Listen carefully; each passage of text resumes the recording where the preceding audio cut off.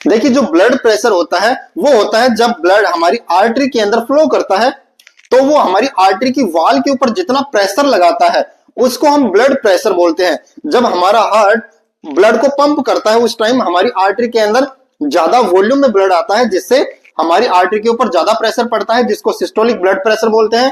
ठीक है, जो नॉर्मली 120 mg पर डीएल होता है। ठीक है, और जब हमारा हार्ट रेस्ट पे होता है उस टाइम हमारी आर्टरी की जो वॉल है उसके ऊपर कम प्रेशर पड़ता है, जिसको हम डायस्टोलिक ब्लड प्रेशर बोलते हैं, जो कि 80 mg पर डीएल होता है। अब ब्लड प्रेशर हाई और ब्लड प्रेशर लो क्यों होता है?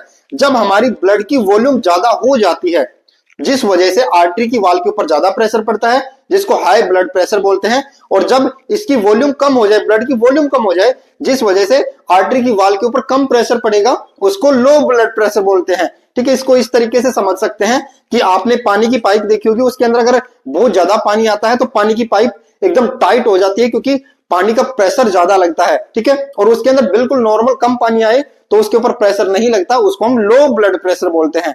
ठीक है, तो अगर आपने अपनी ब्लड वॉल्यूम को नॉर्मल कर लिया तो उससे आपका ब्लड प्रेशर मेंटेन हो सकता है। जब आपकी ब्लड वॉल्यूम बढ़ेगी तो ब्लड प्रेशर बढ़ेगा, ब्लड वॉल्यूम कम होगी तो ब्लड प्रेशर भी कम हो जाएगा। Thank you.